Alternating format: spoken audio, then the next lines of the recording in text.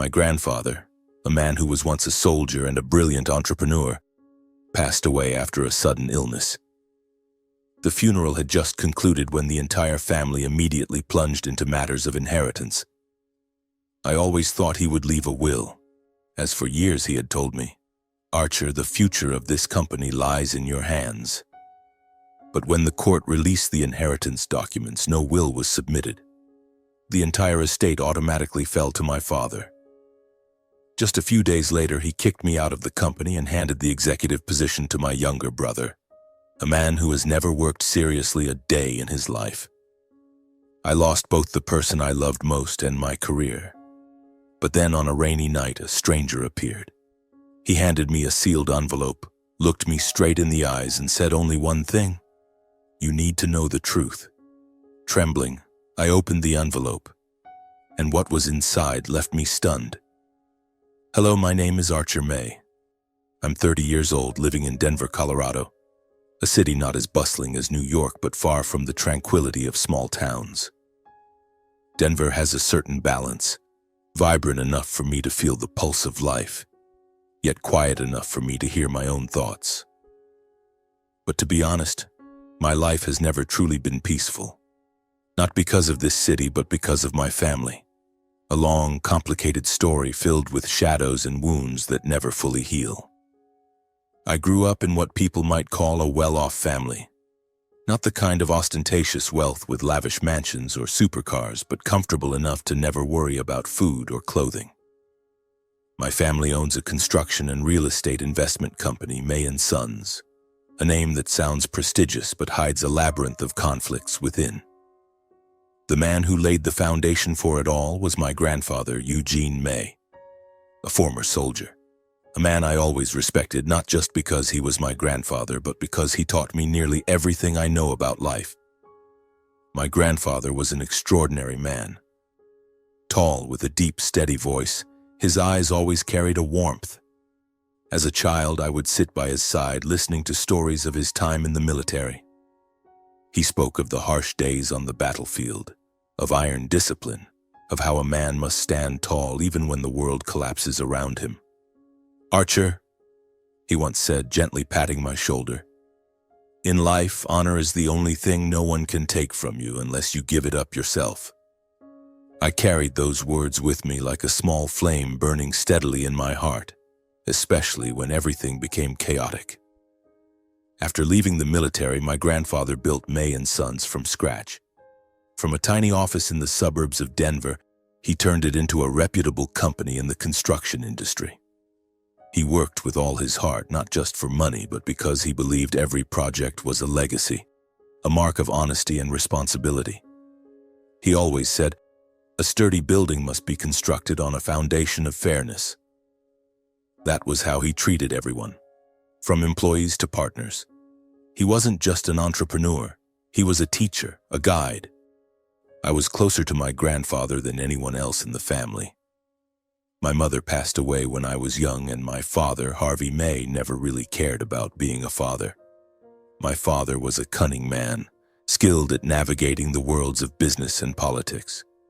He had connections people only whispered about behind closed doors, handshakes in the shadows, and polite smiles that concealed ulterior motives. To him, May & Sons wasn't my grandfather's legacy. It was a money-making machine. He loved extravagant parties, expensive watches, and the sense of power that came with sitting in the CEO's chair. But he wasn't the one truly running the company. He just wanted the profits and the prestige. Then there's Brandon, my younger brother. 4 years my junior. Sometimes I feel he's more immature than a child. He's a smaller version of our father, obsessed with glamour, craving attention, and always looking to be pampered. Brandon worked at the company, overseeing a small part of external marketing, but everyone knew it was a role in name only. He lacked ability, dedication, and the only thing he excelled at was flattering our father and boasting about things he didn't earn himself. I was different. Raised under my grandfather's guidance, I carried a part of him.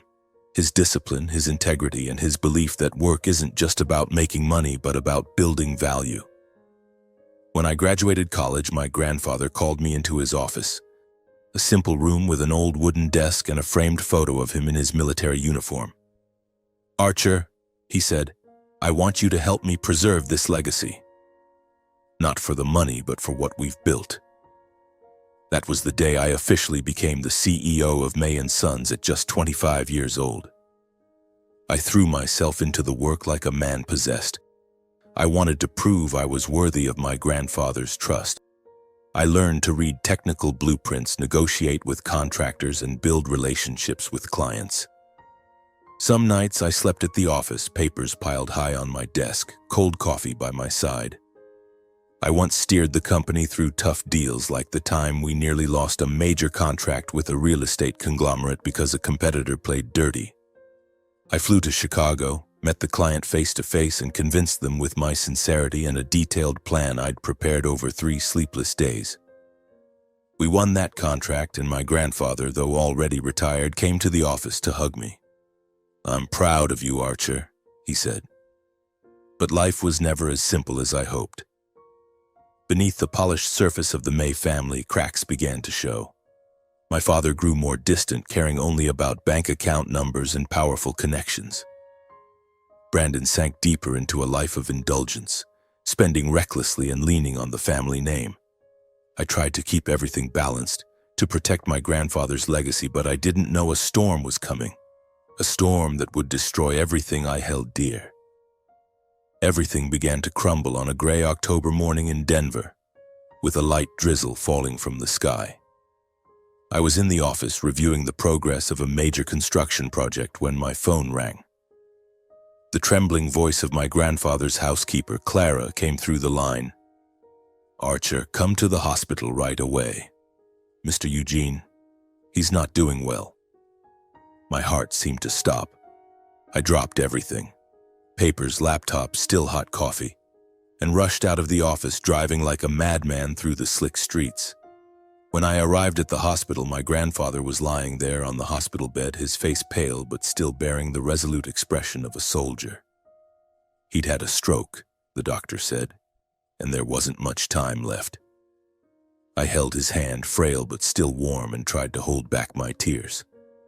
"Archer," he whispered, his voice weak but clear, "hold on to what I've taught you.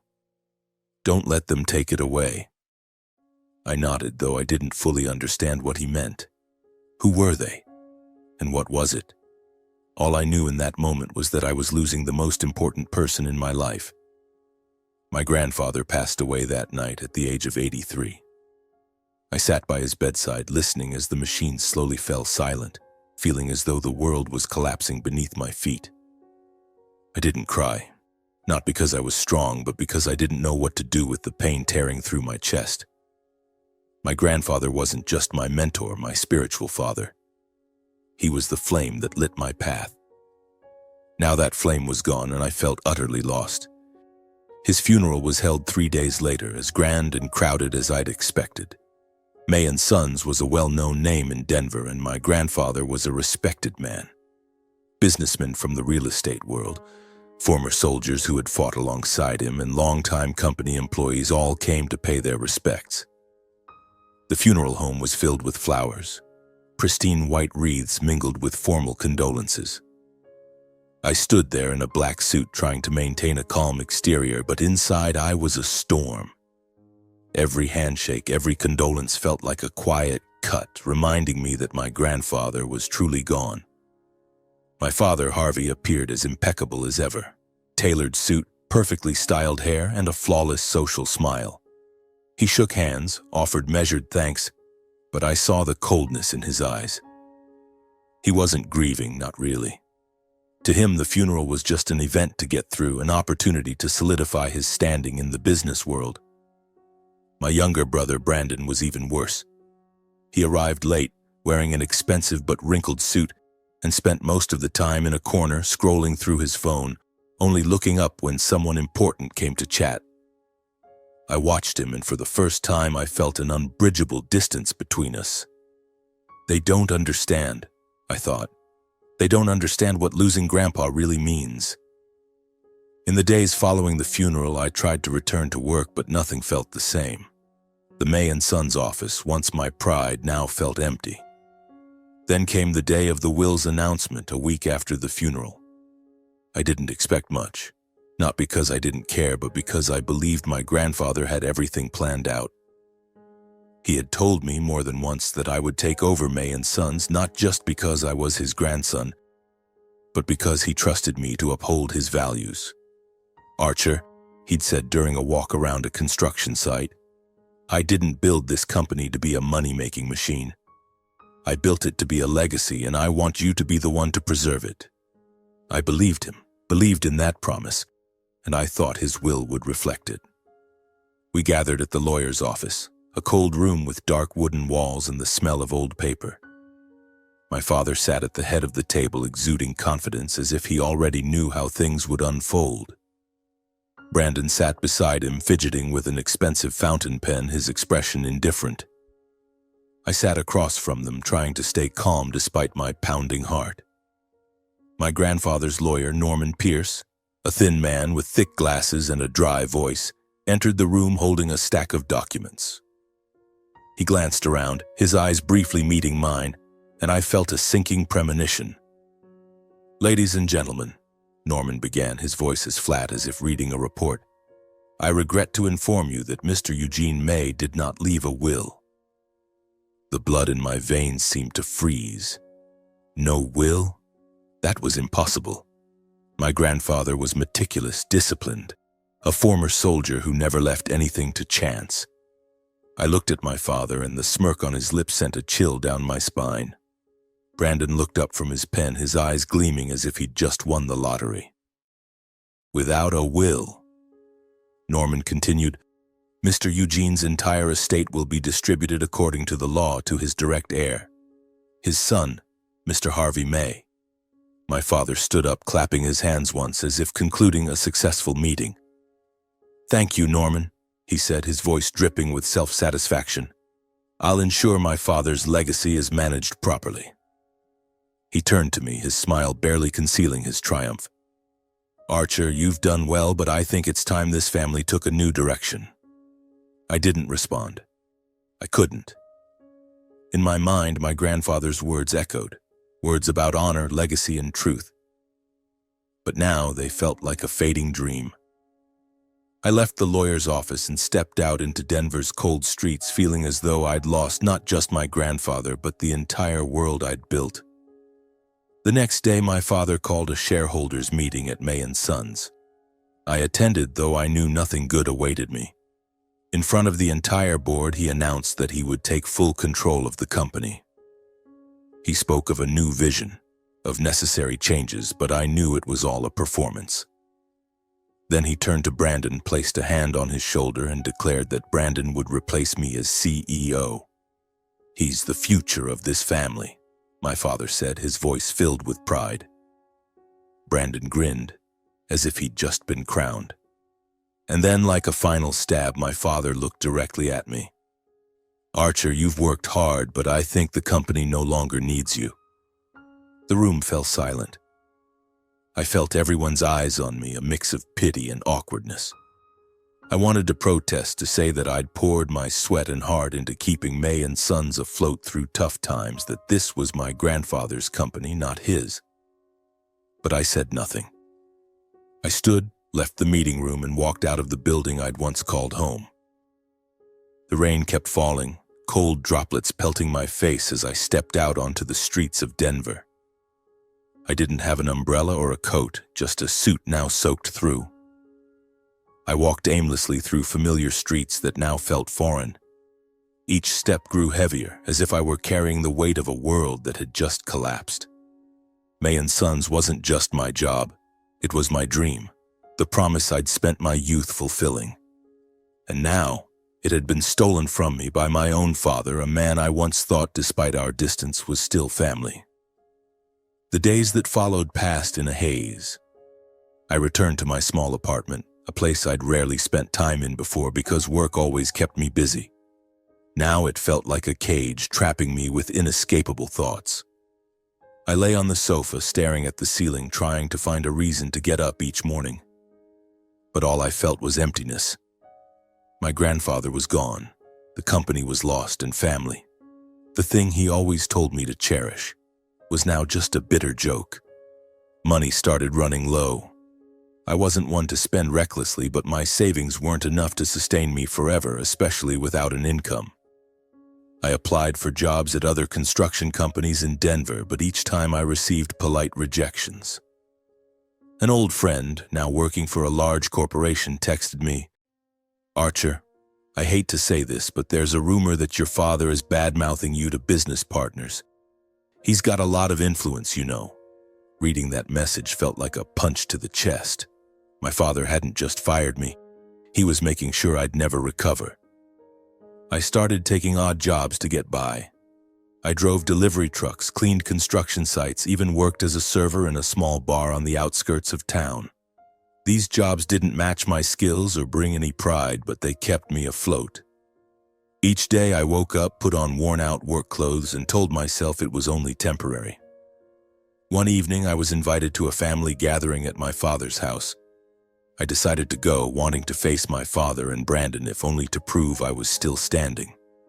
The gathering was held at my father's mansion on the outskirts of Denver, a place so lavish it made me feel out of place.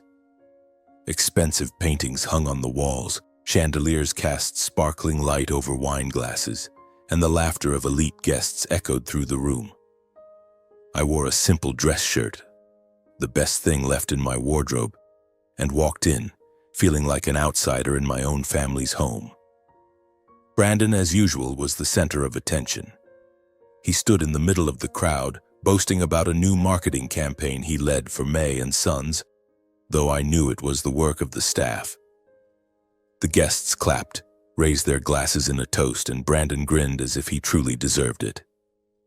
My father stood beside him, patting his shoulder, his eyes brimming with pride. I stood in a corner, holding a glass of water, trying to ignore the pitying glances from a few old acquaintances. Then Brandon spotted me. His smile turned sharp and cold.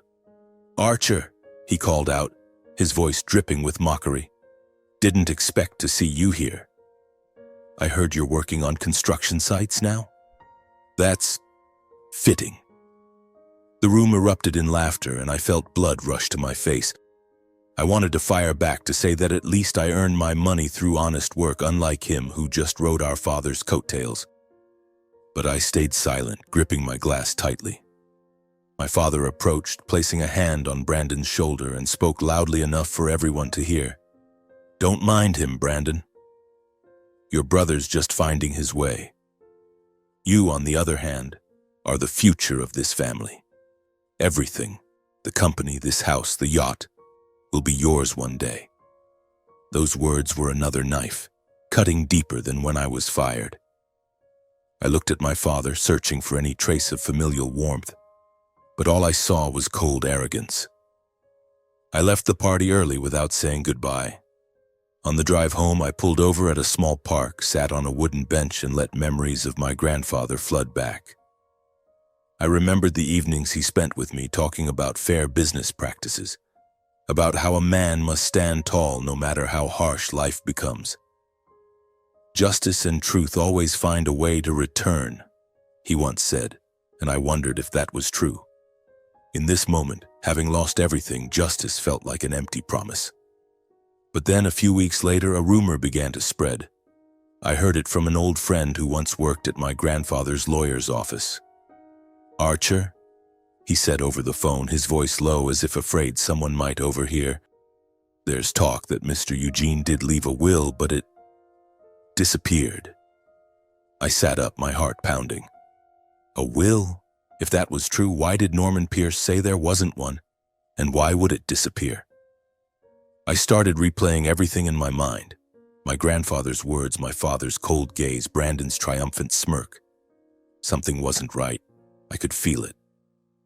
I began sifting through memories of my grandfather, searching for any clue he might have left.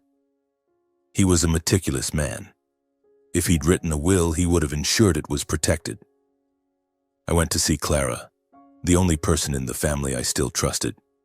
She welcomed me at her small house on the outskirts of town, where she'd lived since retiring from working for my grandfather. She poured me a cup of tea, her hands trembling with age, and looked at me with worried eyes. "Archer," she said, "I don't know for sure, but Mr. Eugene once told me he had plans to leave something for you when he passed. He didn't trust Mr. Harvey, and he was worried things wouldn't go as he wanted." "Then where's the will?" I asked, my voice nearly desperate. "If Grandpa had a will, why did it disappear?" Clara shook her head. "I don't know. But Mr. Eugene was a smart man. If he wanted you to have something, he would have found a way to make sure it reached you." I left Clara's house with a faint glimmer of hope, but also a growing sense of unease. If there was a will and it had been hidden, who was behind it?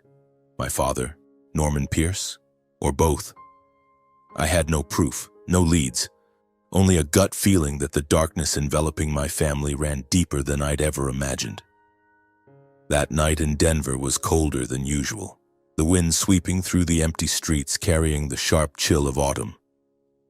I drove back to my apartment, my mind in turmoil, trying to piece together fragments of memories about my grandfather, searching for any sign or hint he might have left behind. But the more I thought, the more I felt like I was lost in a maze with no way out. The days that followed passed like a shadow. I continued my delivery job, driving an old truck down dusty roads, hauling packages I didn't bother to notice. Each time I stopped at a construction site, I looked at the rising buildings and my heart ached. They reminded me of May and Sons, of the days I stood on job sites overseeing every concrete pillar, every blueprint filled with pride that I was carrying on my grandfather's legacy. But then, on a Friday evening, everything changed. I had just finished a shift, exhausted and drenched from a sudden rain while unloading deliveries. I pulled over at a small coffee shop on the outskirts of town, a place I often stopped at for a cheap cup of coffee, sitting and watching the flow of traffic. The shop was nearly empty, with only a few people scattered about, the dim yellow light casting shadows on the weathered walls. I huddled in a corner, sipping a lukewarm coffee, when the door opened and a man walked in. He looked to be in his early 60s, tall and lean, wearing a worn gray overcoat with frayed shoulders. His silver hair peeked out messily from under an old baseball cap, and his eyes were sharp and cold, as if they'd seen too much he'd rather forget. He glanced around the shop, then walked straight to my table without hesitation. A chill ran down my spine. Something about this man unnerved me. Not fear exactly, but a sense that he carried a secret I wasn't ready to face. "Archer May?" he asked, his voice low and gravelly, as if he hadn't spoken to anyone in a long time. I nodded, gripping my coffee cup tightly. "I'm Connor Marshall," he said, pulling out a chair and sitting across from me.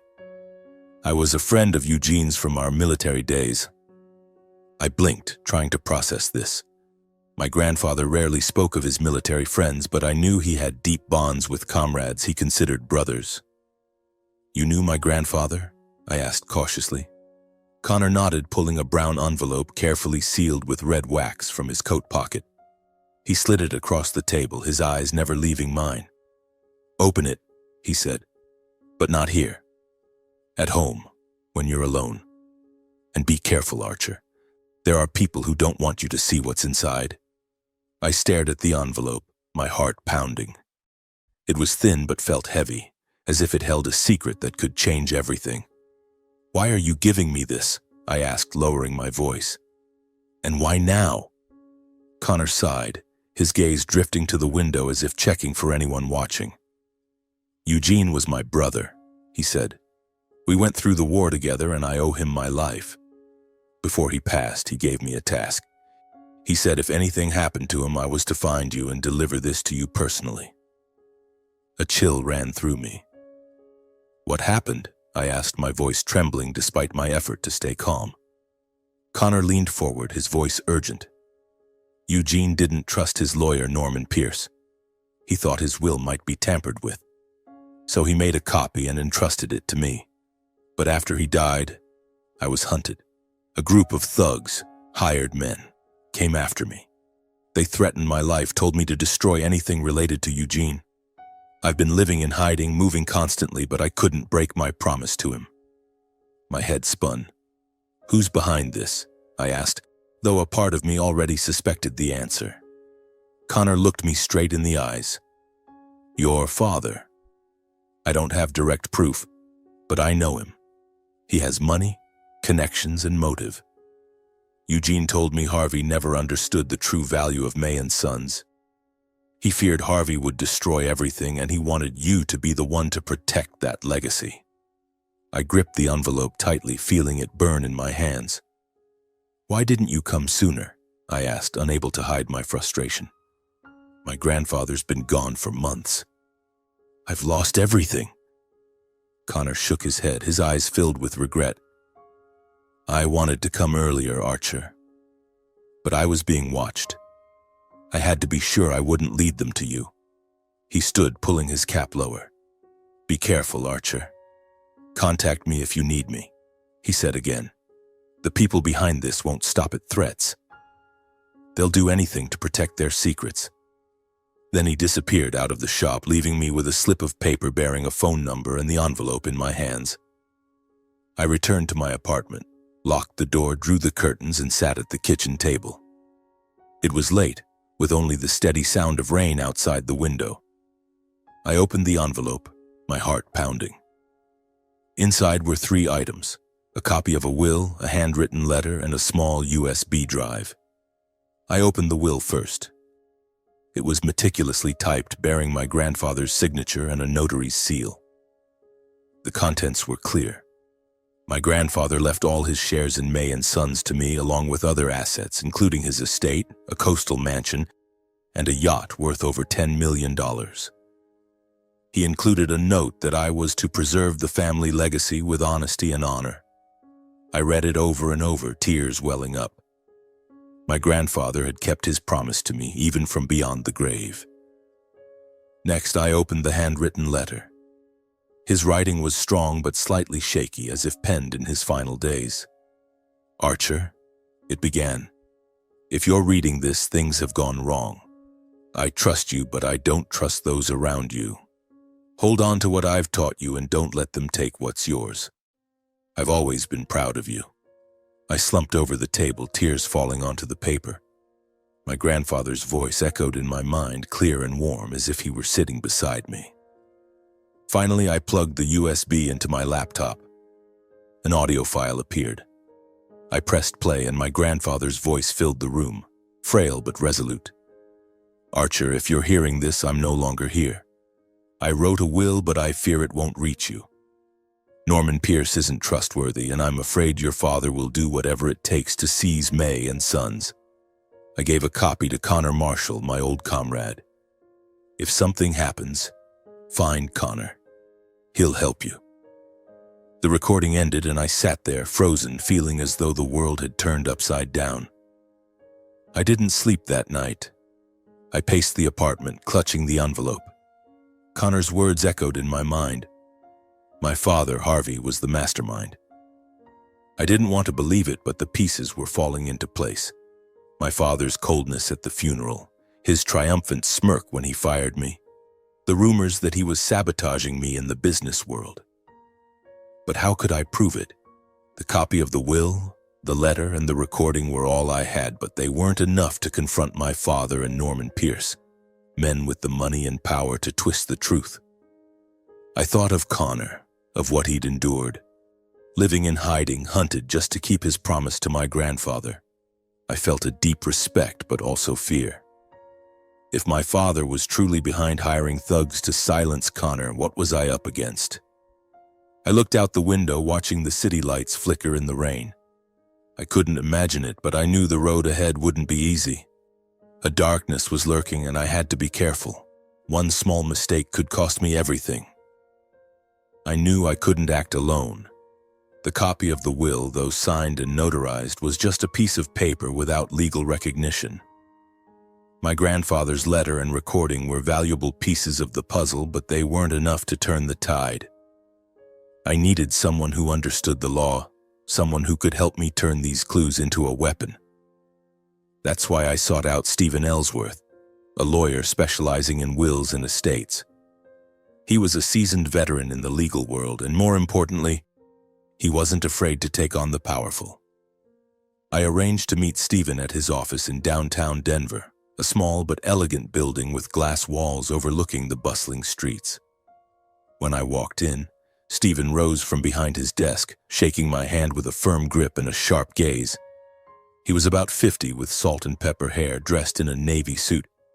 But what struck me was the confidence he exuded. Not the arrogance of my father, but the assurance of a man who knew exactly what he was doing. "Sit down, Archer," he said, his voice low and clear. "You said you have something important. I'm listening." I placed the envelope on the table, pulling out the copy of the will, the handwritten letter, and the USB with the audio recording. I told him everything. My grandfather's death, Norman Pierce's claim that there was no will, my father firing me, and my meeting with Connor Marshall. Stephen listened without interrupting, occasionally nodding or jotting down notes. When I finished, he picked up the copy of the will, reading each line carefully, then listened to the recording through earphones. He was silent for a long time, and I felt my heart pounding as if my entire future hinged on what he would say next. Finally, Stephen leaned back in his chair, removed his glasses, and looked at me. "Archer, I'll be straight with you," he said. "What you have here is significant, but it's not enough to win an estate case, especially against someone like your father who has money and connections. This copy of the will is valuable, but we need to prove the original was deliberately hidden or destroyed. The recording and letter are circumstantial evidence, but we need something more concrete. Like financial proof, for instance, that your father paid to bribe Norman Pierce or anyone else involved." I nodded, feeling a flicker of hope. "So what do I do next?" I asked. Stephen smiled, a reassuring yet determined smile. "We start investigating. You track down anyone who worked with Norman Pierce, especially those who might know about the original will. I'll handle the legal side and prepare a strategy. But Archer, you need to be careful. If your father is truly behind this, he won't let you dig around easily."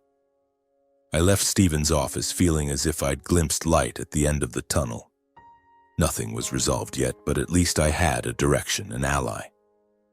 I started by contacting a former employee at Norman Pierce's law office, a woman named Elena who had been his secretary for years. I knew her from visits to the office with my grandfather, and she had always been friendly, though reserved. I texted her, arranging to meet at a small cafe on the outskirts of town, where few people passed by.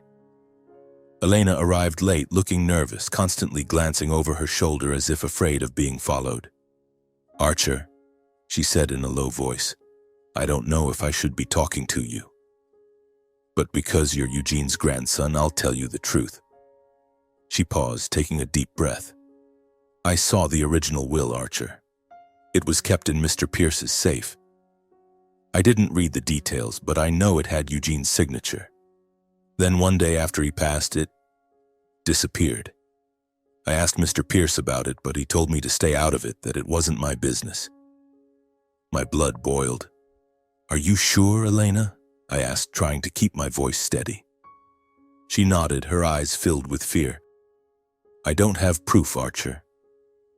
But I know Mr. Pierce isn't honest. And your father? He came to our office a few times before the will disappeared. I don't know what they talked about, but I saw them whispering in the meeting room, and Mr. Pierce looked very stressed." I thanked Elena, promising to keep our meeting confidential, and left with a new piece of the puzzle. The original will had existed, and it had been taken. But how could I prove it? I knew I was stepping into a dangerous game, and I needed to be more cautious than ever. Meanwhile, rumors began to spread. I heard that my father and Brandon were telling people I was trying to sue to steal the family fortune. The slander infuriated me, but I wasn't surprised. My father was always skilled at manipulating public perception, and Brandon, in his new role at the company, was likely enjoying playing the victim. I tried not to let it get to me. Then troubling signs emerged. One evening, as I left the bar after a shift, I noticed a man standing under a street lamp across from my apartment. He wore a black coat, his face hidden under a baseball cap, and he stood motionless. I pretended not to notice, but my heart raced. A few days later, I saw a black car parked near the construction site where I was delivering. The driver never leaving the vehicle, but I felt his eyes following me. I started checking my doors and windows every night, making sure they were locked tight, but the feeling of being watched never left me. I called Connor Marshall, the mysterious man who had given me the envelope. We arranged to meet at a small park early in the morning when fog still blanketed Denver. Connor appeared looking more exhausted than before, as if the months of living in hiding were wearing him down. "You're being followed, aren't you?"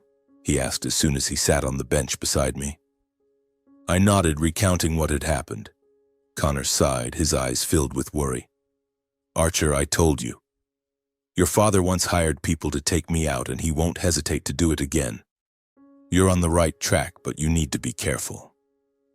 Don't let them know you have the copy of the will." A chill ran through me. "I need proof. Stephen, my lawyer, says if I can find financial evidence, like my father paying Norman Pierce or the thugs, we could turn the case around." Connor nodded. "I don't have direct proof, but I know Harvey. He always leaves a trail, no matter how well he hides it. Find a good private investigator, someone who knows how to dig without being noticed." I followed Connor's advice. Through a contact, I reached out to Jack Sheridan, a private investigator who had worked on complex financial cases. Jack was a short man, but his eyes were sharp as knives and his manner exuded the confidence of someone who had seen too many dark corners of the world. I gave him all the information I had, including my suspicions about my father and Norman Pierce. "What do you want me to find?" Jack asked, sipping black coffee. "Financial transactions," I said. "Any large sums my father withdrew or transferred, especially around the time of my grandfather's death. If he paid to hide the will or hire thugs, I need to know." Jack nodded. "Give me a week. But Archer, if your father's behind this, you need to brace yourself. He won't let you win easily." A week later, Jack called me to a small diner on the outskirts of town. He was seated in a corner, a stack of documents in front of him. "I found what you need," he said, sliding the papers toward me. "Your father, Harvey May, withdrew 2 large sums from his personal account. One right after your grandfather's death and another 2 months later. Both were cash with no clear notes, but the amounts align with what someone might pay a corrupt lawyer or a group of hired thugs." I read through the documents, my heart pounding. The transactions were clear: $50,000 in October and $30,000 in December. No named recipients, but the timing and amounts made me almost certain they were tied to Norman Pierce and the men who hunted Connor. "Thank you, Jack," I said, my voice trembling. "This is what I needed." Jack looked at me, his expression grave. "Archer, you're playing a dangerous game. These transactions are just the start. If your father knows you're digging, you're in serious trouble. Get these to your lawyer and act fast." I returned to my apartment, clutching the documents like a ticking bomb. For the first time in months, I felt closer to the truth, but with that came a growing fear. If my father was willing to hire thugs to silence Connor, what would he do to me? I looked out the window and told myself I couldn't stop now, not when I'd come this far. One evening, after returning from a delivery shift, I discovered something that made my heart nearly stop. My old pickup truck, parked in an empty lot near my apartment, had been vandalized. The tires were slashed, the windshield shattered, and someone had carved a message into the hood with a knife. "Stop." I stood there, feeling as if the blood in my veins had frozen. This wasn't an accident or a prank by kids. This was a warning, and I knew where it came from. I called Jack immediately, my voice trembling as I recounted the incident. "Archer, you need to get out of your apartment for a while," Jack said over the phone, his tone grave. "The people who did this aren't playing around. I'll keep digging, but you need to be careful. Don't go out alone at night anymore." I nodded, though he couldn't see me, and hung up. A few days later, an anonymous envelope was slipped under my apartment door. I picked it up, my hands shaking as I opened it. Inside was a single sheet of paper with a scrawled handwritten note. "Be smart and leave town." No signature, no trace, but the message was as clear as daylight. My father, or someone working for him, wanted me gone. Not just to strip me of my grandfather's legacy, but to erase me entirely. I sat on the floor, the note in my hand, feeling a surge of anger mixed with fear. But I couldn't give up, not when I had evidence, not when I had hope. I started changing my routines. I avoided fixed routes, stopped going to my usual coffee shop, and constantly looked over my shoulder whenever I went out. But no matter how careful I was, I still felt invisible eyes watching me. Then one evening, as I sat in my apartment clutching a cold coffee and staring at the stack of documents, my phone buzzed. A text from an unknown number. Meet me. 10 p.m. Rusty Nail Bar. It's about Harvey May. I read it over and over, my heart pounding. This could be a trap. Connor had warned me about the people working for my father, and I knew they wouldn't hesitate to lure me into a dark corner. But what if it was real? What if someone had more clues? I couldn't pass up the chance, no matter how dangerous. I arrived at Rusty Nail, a small bar on the outskirts of town where the dim lighting and stale beer smell clung to the walls. I chose a secluded corner near the emergency exit just in case I needed to run. The clock read 9:55 and I sat there, gripping my phone, my eyes fixed on the door. At exactly 10 o'clock, a figure walked in wearing a hoodie pulled low, obscuring most of their face. I tightened my grip, ready to bolt, but then the person pulled back the hood and I froze. It was Brandon, my younger brother. Brandon looked different. Gone were the arrogant smirk and smug eyes. His eyes were red, his hair disheveled, and his hands trembled as he sat across from me. "Archer," he said, his voice hoarse, "I need to talk to you." I stared at him, every sense on high alert. "What's this about, Brandon?" I asked, my voice cold. "Did Dad send you to set me up?" Brandon shook his head, his eyes glinting with a fear I'd never seen before. "No, Archer, I swear. I'm here because I can't keep doing this." He pulled a stack of papers from his jacket and slid them toward me. "Look at these." I took the papers, my heart racing. They were printed emails, exchanges between my father and Norman Pierce. I skimmed them, and each line felt like a knife. Phrases like payment, handle it permanently, and make sure no one finds out danced before my eyes. One email from my father read, "Ensure the kid never gets a chance. I'll take care of the rest." My blood ran cold. The kid, that was me. "Brandon," I said, my voice shaking, "where did you get these?" Brandon lowered his head, his hands clasped tightly. "I got them from Dad's computer," he said. "I know you won't believe me, but I don't want this to go any further. I overheard Dad talking to Pierce about taking you out if you don't stay quiet. I don't want you dead, Archer. I wanted the money, the attention from Dad, but not like this." I studied him, searching for any hint of deception in his eyes. Brandon had mocked me, sided with our father, laughed at me in front of a crowd. How could I trust him now? But his voice trembled, and in that moment I saw a different Brandon. Not the arrogant jerk from the family party, but a scared younger brother caught in his own mistakes. "Why, Brandon?" I asked, my voice softening. "Why help me now after everything you've done?" Brandon looked up, his eyes glistening with tears. "Because I was wrong. I thought Dad was doing this for the family, but he only cares about money and power. I don't want to lose you. I know I've been a jerk, but I want to make it right. Let me help you, please. Just forgive me." I didn't answer right away. I held the emails, reading them again, and realized they aligned perfectly with Jack's report about the cash withdrawals. The $50,000 right after my grandfather's death, likely to pay Pierce to hide the will. The $30,000 later, possibly to hire the thugs who hunted Connor. It all fit together terrifyingly well, and I knew, whether I wanted to or not, I needed Brandon. "All right," I said, my voice dry. "But if this is a trap, Brandon, I swear I won't forgive you." Brandon nodded, looking relieved but still anxious. "I'll keep watching Dad," he said. If I find more evidence, I'll get it to you. But you have to be careful. Dad knows you're investigating and he won't stop. We left the bar separately, me first, Brandon a few minutes later. On the drive home, I couldn't stop thinking about him. Was Brandon sincere? Or was this another of my father's games? I wasn't sure, but I knew I had no choice.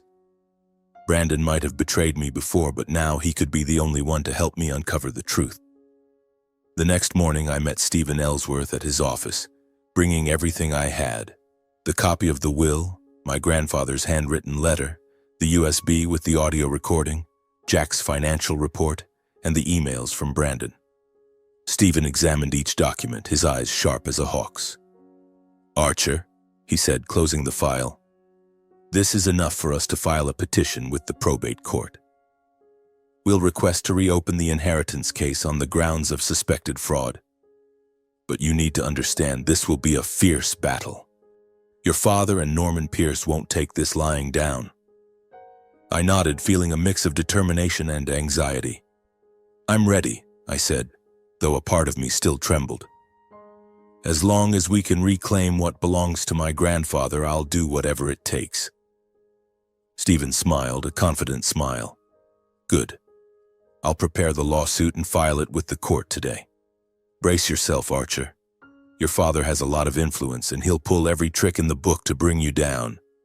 Just as Stephen predicted, the response from my father and Norman Pierce came like a storm. Mere hours after the lawsuit was filed, I received a call from my father. His voice over the phone was icy, but I could sense the anger simmering beneath his words. "Archer, what do you think you're doing?" he said. "You dare sue your own family, making up stories to ruin my reputation? You'll regret this." I didn't respond, just hung up, my heart pounding. Norman Pierce also spoke out, issuing a statement to a local newspaper claiming I was an ungrateful son trying to fabricate lies to steal the family fortune. The rumors spread quickly, and I felt the scrutinizing gazes from old acquaintances, neighbors, and even former colleagues at May & Sons. But I didn't care. I had lost too much to fear whispers anymore. The day of the first court hearing arrived, and I walked into the Denver probate courtroom feeling like I was stepping onto a battlefield.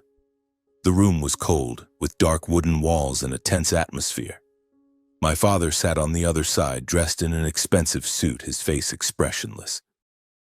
Beside him was Norman Pierce, looking calm, but I noticed his hands gripping each other tightly as if trying to hide his nervousness. Brandon wasn't there, and I wondered if he was truly on my side as he had promised.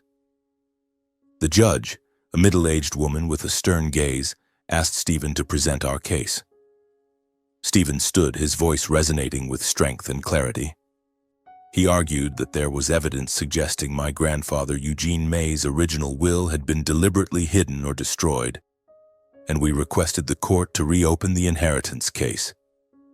He submitted the documents: the copy of the will, the handwritten letter, the audio recording, Elena's testimony, the former employee of Norman Pierce, and the emails from Brandon. Each piece was presented like an arrow aimed directly at my father and Pierce. When it was Norman Pierce's turn, he stood, adjusting his glasses and speaking in an unnervingly calm tone. "Your Honor, I must assert that I never received any will from Mr. Eugene May. The documents presented by the plaintiff are mere copies lacking legal validity, and these accusations are entirely fabricated to tarnish the reputation of a respected family." My blood boiled. He was lying smooth as a snake. I couldn't stay silent. Despite Stephen's signal to stay calm, I stood. "Your Honor," I said, my voice trembling but resolute, "my grandfather, Eugene May, was a meticulous man. He didn't trust Mr. Pierce, which is why he entrusted a copy of his will to a military comrade.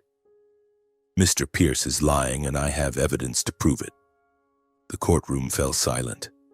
All eyes turned to me, and the tension felt like a taut string about to snap. My father glared at me, his eyes cold, but I didn't look away. Stephen continued, presenting Jack Sheridan's financial report. He highlighted 2 large cash withdrawals from my father's account, $50,000 right after my grandfather's death, and $30,000 2 months later. These sums, Stephen said sharply, align with the time the original will disappeared and when Mr. Connor Marshall, a friend of Eugene May, was pursued by hired thugs. Furthermore, emails provided by a reliable source show discussions between Mr. Harvey May and Mr. Norman Pierce about payments and handling it permanently. I watched Norman Pierce as Stephen spoke. His face remained composed, but I saw beads of sweat forming on his forehead, and his hands began to tremble slightly. My father, seated beside him, gripped the armrests of his chair, his eyes burning into me. But I wasn't afraid anymore. I knew I was on the right path. Then came the pivotal moment. Stephen requested to call a surprise witness, Connor Marshall. When Connor entered the courtroom, my heart raced. He looked older, more weary, but his eyes were as sharp as the first time we met. He took the oath, his voice low and steady. "I am Connor Marshall, a comrade of Eugene May from our military days," he began. Before he passed, Eugene entrusted me with a copy of his will and a message. "If anything happens, make sure it gets to Archer." He didn't trust his lawyer, Mr. Norman Pierce, and he feared the original will would be destroyed. I kept that copy, and I was hunted by hired men who tried to destroy it. Connor's testimony was like a bomb detonating in the courtroom. The room remained silent, but I felt a shift in the air. My father lowered his head, and for the first time I saw his usual confidence waver. Norman Pierce began muttering, trying to interrupt, but the judge signaled for him to be quiet. Stephen pressed on, playing my grandfather's recording. His voice echoed through the courtroom, frail but resolute. "I don't trust Norman Pierce, and I fear my son will do whatever it takes to take May and Sons." Those words, combined with Connor's testimony, left my father's side with little room to argue. Under the judge's pressure and Stephen's sharp questioning, Norman Pierce began to falter. He claimed he couldn't recall details of his meetings with my father, then contradicted himself by saying my father only visited for casual conversations. Stephen seized the opportunity, pointing out the inconsistencies in Pierce's testimony and emphasizing that the large cash withdrawals couldn't be coincidental. Finally, the judge struck her gavel. "Based on the evidence presented," she said sternly, "the court orders a separate criminal investigation into Mr. Norman Pierce and Mr. Harvey May for potential fraud and concealment of documents. The inheritance case will be reviewed again once the investigation is complete." I sat there, feeling as if a massive weight had been lifted. Stephen patted my shoulder, whispering, "We did it, Archer. But this isn't over yet." I nodded, my eyes still fixed on my father. He stood and left the courtroom without looking at me, but I knew he was shaken. For the first time, I felt I had the upper hand. In the days following the court hearing, Denver suddenly felt suffocating. News of the lawsuit spread like wildfire. Local newspapers, which had once praised my father as a successful businessman, now ran sensational headlines. "Inheritance scandal at May and Sons, allegations of fraud and will concealment." The articles didn't name me directly, but everyone knew I was behind the lawsuit. I received messages from old acquaintances, some supportive, others scornful, but I paid them no mind. Meanwhile, the criminal investigation ordered by the court began to unfold. Investigators from the district attorney's office contacted Stephen, requesting additional information. Stephen worked tirelessly, coordinating with them to ensure every detail was thoroughly examined. "They're digging deep into your father's accounts," Stephen told me during a meeting at his office. "If they find any transactions linked to Norman Pierce or the hired thugs, he won't be able to deny it." I nodded, but I couldn't shake the unease in my heart. My father wasn't someone who could be easily defeated. He had money, connections, and I knew he'd find a way to turn the tables. But what surprised me most was Brandon's silence. Since the night he handed me the emails at Rusty Nail, I hadn't heard from him. I texted and called, but there was no response. Part of me worried he'd changed his mind, that he'd sided with our father again. Yet another part held on to hope that Brandon, despite his past arrogance and selfishness, was genuinely trying to make amends. A few days later, I received a text from him. It was brief. Meet me at the park, 7 p.m. I hesitated but ultimately went, carrying the wariness that had become second nature. When I arrived at the park, Brandon was sitting on a bench, looking thinner and more exhausted than before. He stood when he saw me, his eyes filled with remorse. "Archer," he said, his voice hoarse. "I heard about the prosecution. I don't know what to say. I just want you to know you're doing the right thing this time." I looked at him. "You helped me, Brandon," I said. "But why did you disappear?" "I thought you'd gone back to Dad's side." Brandon shook his head, his eyes glistening with tears. "I was scared, Archer. Scared Dad would find out I gave you those emails. But I can't let him keep doing this. I don't want to be part of it anymore." He paused, taking a deep breath. "I know you don't trust me, but I want to make this right. If you need me to testify in court, I'll do it." I didn't respond immediately. I looked at Brandon and saw a younger brother I thought I'd lost. "Thank you, Brandon," I finally said. "You did the right thing, and I won't forget that." The criminal trial took place a few weeks later. My father and Norman Pierce were charged with fraud, concealment of documents, and conspiracy to commit a crime. Brandon, true to his word, testified, stating that he had overheard our father discussing with Pierce the plan to hide the will and hire men to intimidate Connor. His testimony, combined with the financial evidence and Connor's account, was the final blow. My father was sentenced to 3 years in prison with the possibility of parole if he cooperated. Norman Pierce received a harsher sentence, 5 years for his central role in concealing the will. The inheritance case was reopened shortly after. With the original will recognized based on the copy and supporting evidence, I was granted ownership of May and Sons, as per my grandfather's wishes. I returned to the company, but not as CEO as before. Instead, I chose to take on the role of chairman. Brandon was not prosecuted thanks to his cooperation as a witness. I brought him back to the company, but in a minor role where he could learn and prove himself. I hadn't fully forgiven him, but I wanted to give him a chance, as my grandfather had taught me to believe in people's capacity to change. In the weeks following the criminal trial, Denver seemed to take on a different hue. The autumn sunlight was softer, but the air remained heavy with the lingering echoes of the lawsuit. My father, Harvey May, was now a name synonymous with scandal. Newspapers relentlessly covered the case, exposing the dark underbelly of a man once regarded as a pillar of the business community. The powerful connections he had once boasted about turned their backs, leaving him to face the consequences alone.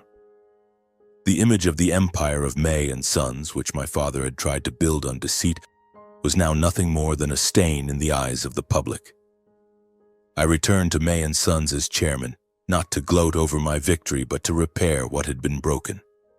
The company had suffered significant losses in the wake of the scandal. Many partners pulled out, veteran employees resigned, and the company's stock plummeted.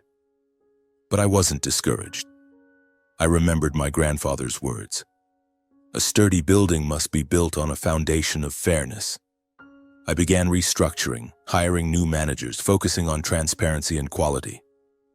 I met with each employee, listened to their concerns, and promised that May and Sons would rise again, not as a money-making machine, but as a legacy of honor and responsibility. One evening, after a long day of work, I walked through the May and Sons headquarters. The building was still under repair, its cracked walls a reminder of what we had endured. I paused before my grandfather's portrait hanging in the main lobby, his eyes as sharp and warm as ever. I recalled his words echoing through the years. In business, honor is worth more than money. I smiled, feeling as if he were standing beside me, patting my shoulder as he had done when I steered the company through a tough deal. I thought about my father now in prison and wondered if he ever felt regret. He had chosen money and power, but in the end, they couldn't save him. I thought about Brandon, how he was trying to start over. I stepped outside, standing under Denver's night sky. The city glowed with lights, each one like a story, a dream, a struggle. I didn't know what the future held,